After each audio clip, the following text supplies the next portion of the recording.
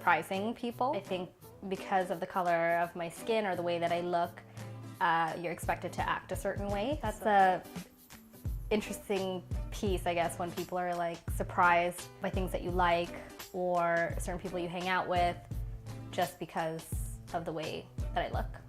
We can bring a unique perspective, especially to the workplace, and that allows us to think outside the box and maybe think of something that other people wouldn't think about. I find myself in a community of women of color who really inspire me.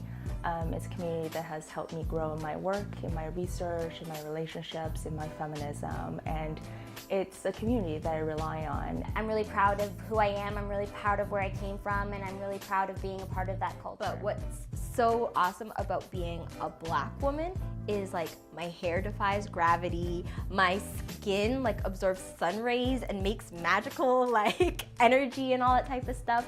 So it's like all the things that make me different also make me me, and that makes me awesome. So I just love being a woman of color. In my culture, shadeism is a big issue. So women that are darker are seen as less beautiful and women that are lighter are seen as beautiful. This is something that I've struggled with growing up, from people just saying it in passing. Like they'll just say it like as a joke, but when you're little it just adds up and stuff. But now it's something that I've learned to overcome, and hopefully I get better at it. I think it's difficult to be taken seriously as a woman of color sometimes. I'm Pakistani, and it is often I hear that, you know, Pakistani women come with certain stereotypes, that you behave a certain way or you have certain priorities or expectations. It's oppressive because you can't always bring up that it's a race issue, because then it turns into, well, you're playing victim, you're using the race card. When it's not always that, it's just bringing attention to the fact that maybe there is a divide that some people just don't want to acknowledge. The hard part, I think, is when you do act in a way that plays in line with the stereotype, then it's like, oh, I knew everyone is, you know, everyone in that particular race is just like that. I think that's the challenge, where whether you do or you don't, you're either not accepted by your own culture or you're not accepted by the majority culture. So you're kind of in two different zones all the time. To some employers, I'm seen as a model minority, someone who is perhaps very accommodating, agreeable, and maybe even easy to manage and easy to manipulate. Sometimes I find myself, my experiences diminish, silence, and it's just a very hard space to navigate. Being a woman who is Muslim, and considering the political climate that we're in right now, you have to work really hard to make a good impression, be like a good ambassador for Islam so people don't have those stereotypes. And the way that I behave, I didn't want that to confirm their stereotypes or generalizations, their negative generalizations. I just wanted to kind of combat that in some ways. I don't know if it's fair, but I think it's just the product of the world we live in today.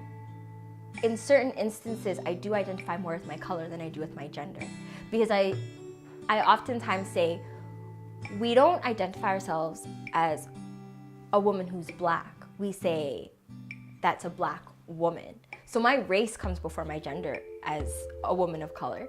So I have to battle through those nuances before I can even start to battle some of the challenges that I face as a woman. And so there's just all these complexities and these dualisms that exist that just make the day-to-day simple things a little more challenging. One of the biggest challenges that I've faced is just kind of finding that balance about embracing the Canadian culture that I was raised in, but still holding on to the culture that I have being from Barbados. I love ballet and I love dance, and those aren't necessarily, you know, Bajan things, and I've been told that I'm not Bajan enough, and that's something that really weighs heavily on me, because I do want to represent Barbados and my culture while still embracing the culture that I was raised in Canada and being true to myself.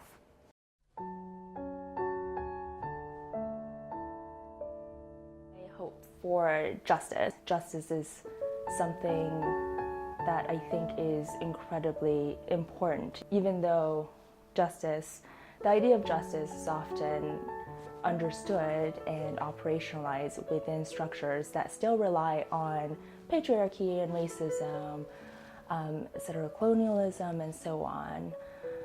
But until we're able to restructure hierarchies of race and gender, it is something that is really valuable. I hope all women are treated equally everywhere, and that they are seen for their value and not just their beauty. And I just hope for, like my nieces, that they don't feel limited because of the color of their skin or their culture or their background. And I hope that they realize sooner than I am that they can do anything. Representation. I think it was really encouraging, for example, when Justin Trudeau was elected as Prime Minister, he made it a priority to have a balanced cabinet. I want to see more of that for the future generations. I want to see representation for women of color, not just in government and politics, but all over, whether it be more in entertainment, in films, TV shows, more people that look like me.